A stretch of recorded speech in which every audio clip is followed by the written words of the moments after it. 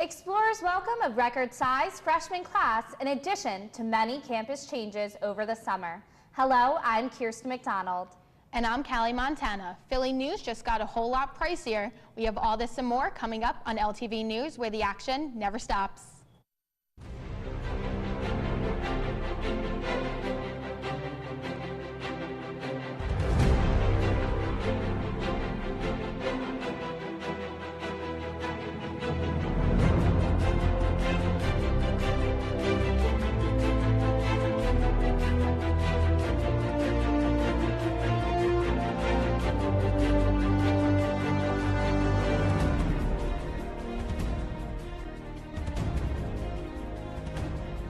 Hello and welcome to LTV News, where we bring you everything from 20th and Olney Avenue, Philadelphia, and the world.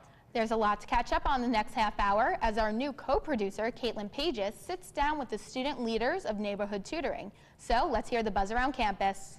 Lasalle just welcomed 1,000 new students. It is the largest incoming transfer and freshman class in the last 30 years of Lasalle history. Students arrived at 19th and Olney with a warm greeting by staff and students alike. Although this group just begun their time here, faculty members and student leaders have been preparing for their arrival all summer long. Shaking things up this year, Lasalle implemented its first annual Explorientation. This is 4-day training gave the incoming freshman class a crash course on what it means to be an explorer. This included the ins and outs of our campus, a taste of Philadelphia, and a sneak peek into their areas of study. Lastly, of course, it included friendship icebreakers. Explorientation 2017 was a hit that helped transition our new students into world-class explorers. After a long national search, Lasalle announced that Mary Shale Macdonald as Dean of the Lasalle School of Business. Since 2011, Macdonald has worked as a school's Associate Dean, spearheading the many achievements the business school has been recognized for. She is known for establishing Delta Sigma Pi, Lasalle's professional fraternity, which has become one of the largest student organizations in the school. Her efforts in increasing the undergraduate enrollment, as well as her involvement in developing new and improved programs. She has led the school to be ranked in the Princeton Review list of best business schools. Are you looking for a late night snack, but don't know where to go? Well, have no fear, because Treetops is here. Treetops is now opened from 9 p.m. until 12 a.m. Tuesdays through Saturdays. Students can use their gold card money, cash, or credit card to buy pizza rolls, mozzarella sticks, chicken tenders, cheesesteaks, and more. Students can also take advantage of the new lounge with big screen TV as long as they're enjoying their late night meal. The Truemark Financial Credit Union is now LaSalle's official financial institution. The credit union offers a full-service branch in the union with multiple ATMs around campus. Students also have the opportunity to open an account with them.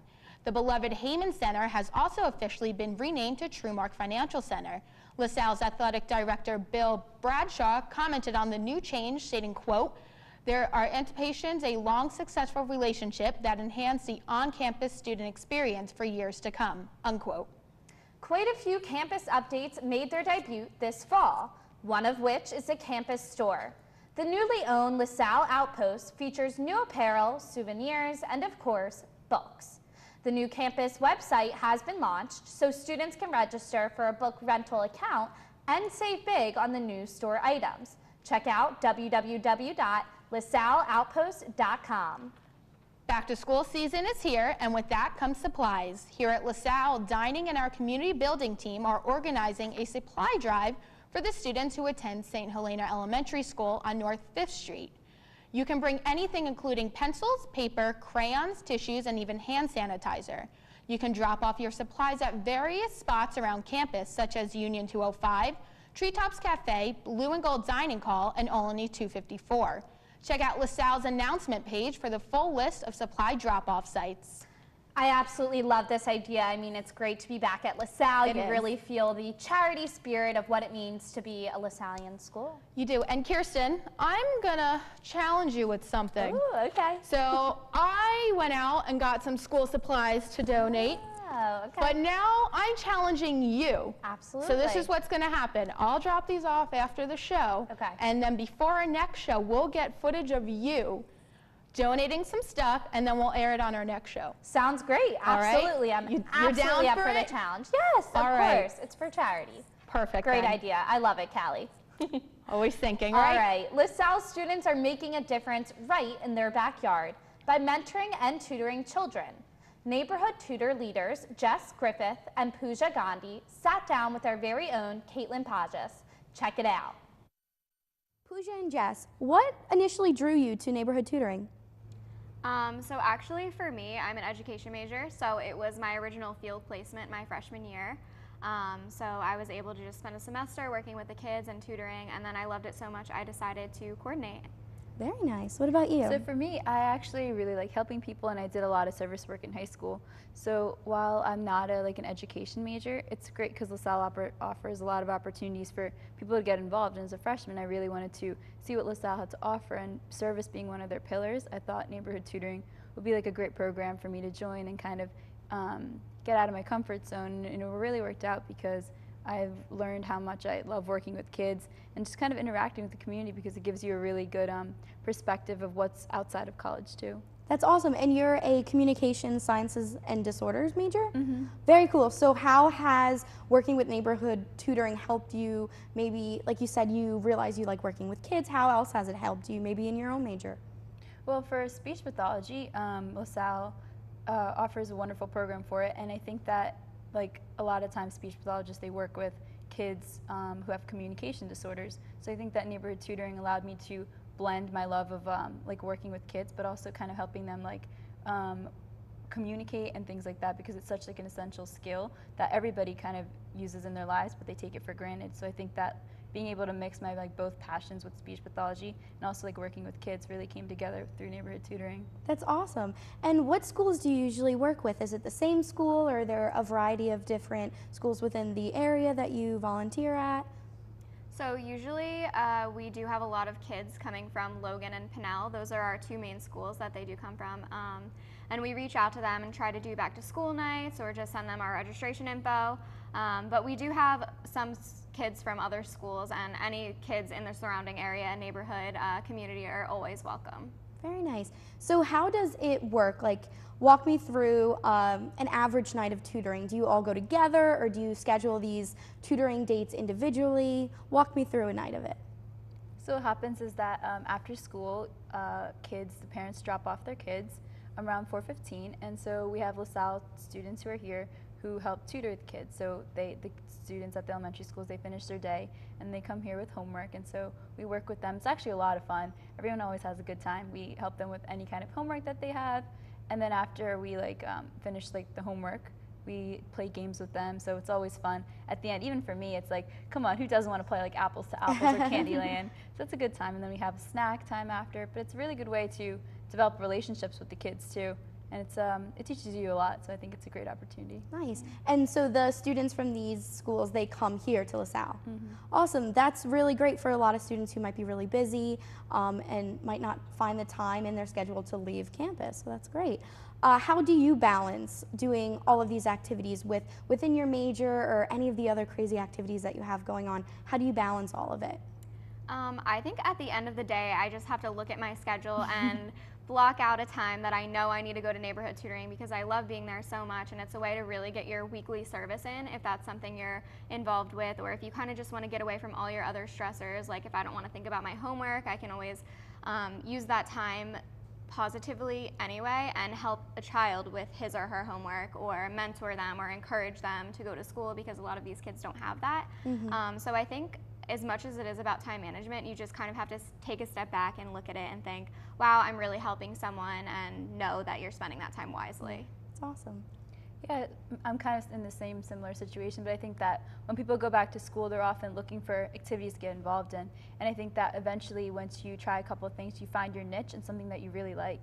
And so for me, neighborhood tutoring was that. I found that I'm really passionate about learning about education and getting involved with issues like that. So I think it's a wonderful way for students to, because we're right on campus, to get involved with like community service and like learn more about themselves and the community, and just, I guess, have a good time doing something that you're actually passionate about. Yeah, and as juniors, correct, juniors, you've taken on this role of becoming a coordinator for it. How has that changed your view of neighborhood tutoring?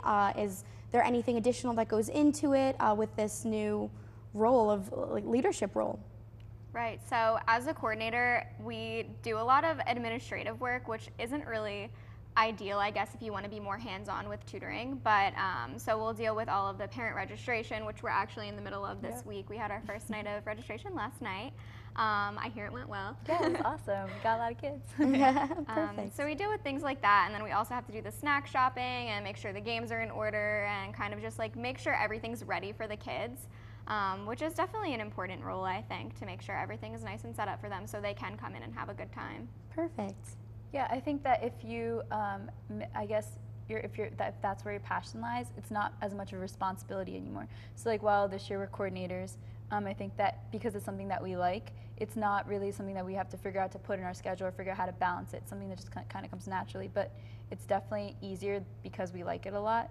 And so I think that that definitely helps like balance things out and taking on like a role junior year. Awesome. And if someone was interested in signing up for neighborhood tutoring, how would you recommend them go about it? Is there an email or is it on the portal for them to sign up? So there is an email, but we're actually doing info sessions now, but anyone could always stop by the library anytime between Monday and Thursday, 4:15 to 5:30, and if somebody just stopped by and said, hey, like I'm really interested in joining, then we would be more than happy to get their paperwork set up.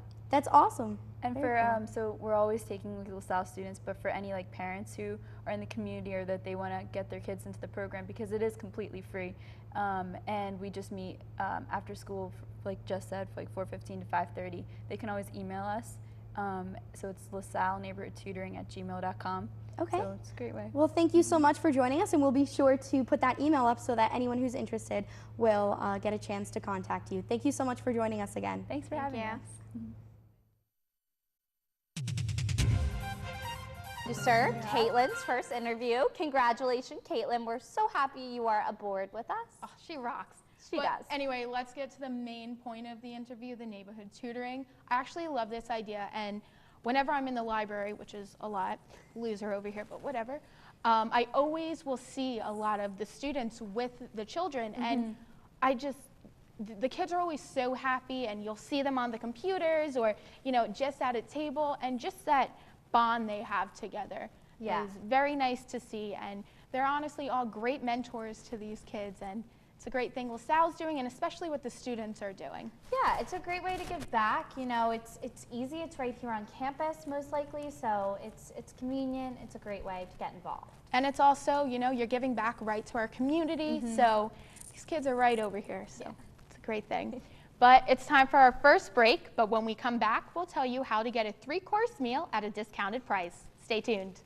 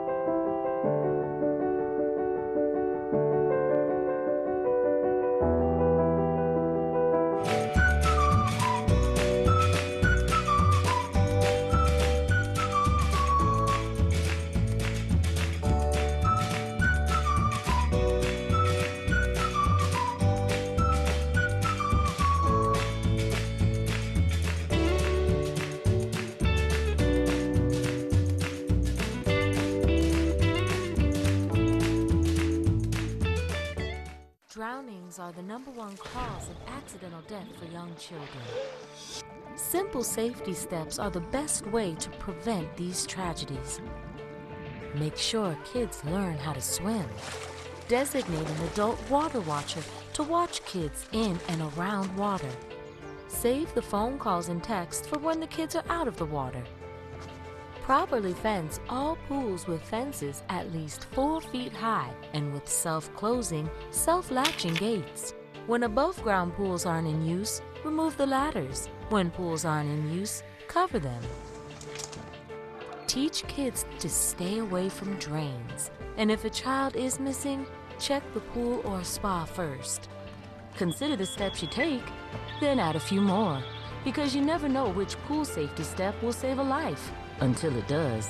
Simple steps save lives.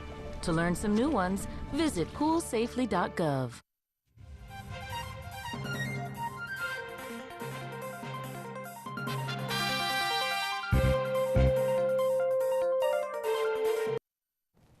Welcome back to LTV News. Get ready for some great food at even greater prices. Center City District Restaurant Week has begun. The festivities commenced on Saturday, September 10th and run through Tuesday, September 19th.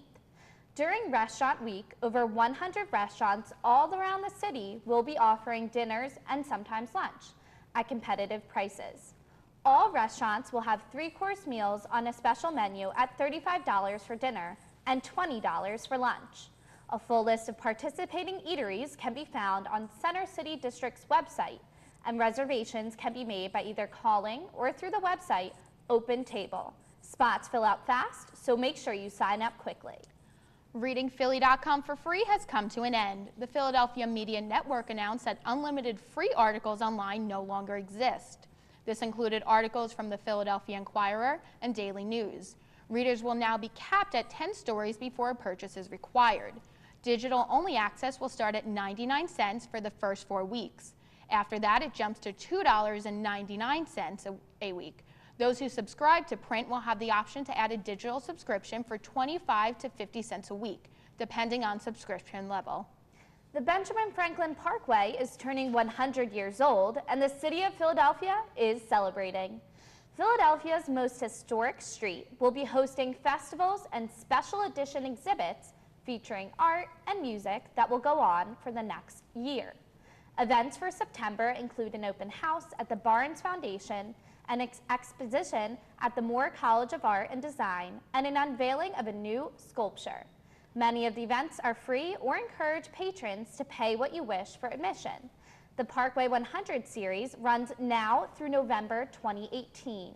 A complete list of events can be found online at parkway100.org.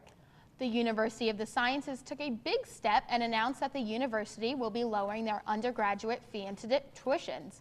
The university hopes this will increase the number of applicants applying to the school. Tuition will be reduced by 37%, which will fall into effect fall of 2018. U Science's president, Dr. Paul Katz, said, quote, "We want more students and their families to be part of our rich heritage and nearly 200-year history, to make a U Sciences education that leads to rewarding healthcare and science careers financially within reach," end quote. Do you like charity? How about free baseball? If either of these sound good to you, then you're in luck. On Sunday, September 17th, the Philadelphia Phillies will host their annual ShopRite Partners in Caring food drive at Citizens Bank Park. The event begins at 11:30 a.m. and lasts until about 2 p.m. The food drive benefits the Philabundance Food Bank, which is the largest organization of its kind in the Delaware Valley. Those who bring a non-perishable food item with them to the ballpark will receive free food samples, ShopRite reusable shopping bags, and a voucher for a buy one, get one free ticket to any of the remaining Philadelphia Phillies games. See you all at Citizens Bank Park. And the 8th annual Philadelphia Honey Festival was a huge buzz. It was free, fun, and educational. I had the opportunity to attend the festival, so check it out. Are you a honey lover? If so, did you attend the Honey Festival? If not, you missed out on a bee-tastic day. The festival occurred for 3 days and provided a numerous amount of bee-related activities. People had the opportunity to taste test and buy different honeys. The bees make it and I take it. People were also able to try some new teas which had honey flavoring in it. Attendees were able to learn how to make candles from bee wax, understand the proper way to hold a bee on their finger, as well as watch a beekeeper open a beehive. The festival even had arts and crafts for the baby bees. Most importantly, the festival was about spreading awareness. They pollinate our crops like cucumbers and winter squash and summer squash and our flowers and our trees like the tulip poplar. And by visiting all of those flowers, they harvest pollen and nectar, and they turn the nectar into honey. For LTV News, I'm Callie Montana, the Queen. Hey, Callie, so I'm glad you did this one because I am not a fan of bees at all. No matter if they make good honey, no thanks. I'm not either, but you know what? I took one for the team, Yeah. so you can all thank me. But anyway, it was pretty cool. Yeah? There was this place that you could actually hold a bee on your finger. So they would put like sugar on your finger, and you would go and try to place it on your finger. And it was pretty weird because parents were freaking out more than the kids were. But they kept allowing their kids to go up. Isn't that funny? Like, I feel like as we get older, our fears kind of increase. Yeah. You know, as a kid, it's kind of blissful and you're like, oh, whatever, it's fine. And yet we're old adults and we are afraid of these tiny little creatures. And there was also, like, while I was there at this one part, there was just like bees flying around and all the people are just like, ah, and I'm just trying to, like, you know, stay calm. And then a bee landed on the camera and I was freaking out. But before we wrap up, I have a quick little joke. All right, Okay. You ready? Yes, I'm Who's ready. a bee's favorite singer? Are you stumped? The Beatles? No. It's Beyonce. I love it. I love it. All right, coming up after this last commercial break, we'll tell you how Disney princess and a college student relate to each other.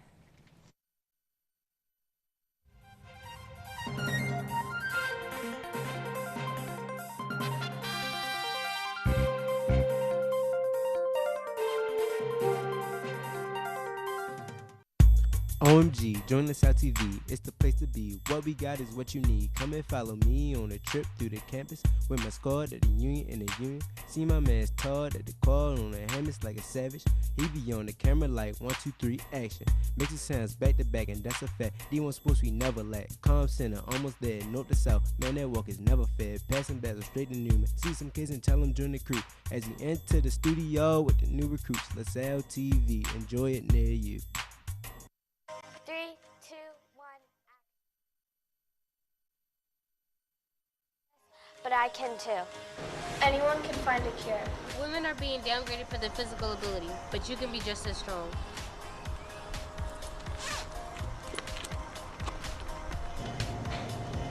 %20 of women are engineers, but it doesn't stop there. I'm a tech girl. I'm a tech girl. I am a tech girl. I am a tech girl. This is Kevin, and Kevin could use some kindness. Here's Ian. He could be that man.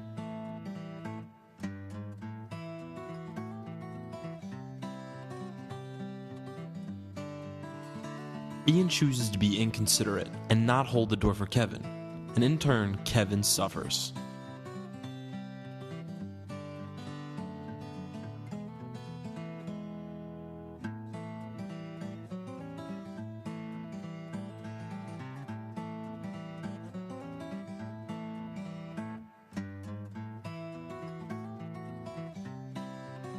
Kindness may be a choice, but doing so is always the right one.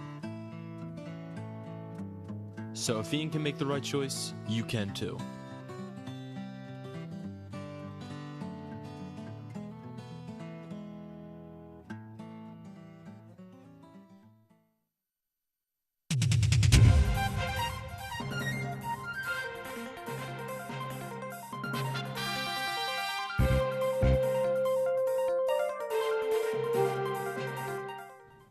A devastating Category 5 hurricane named Harvey swept through Houston, Texas, leaving an unbelievable amount of damage.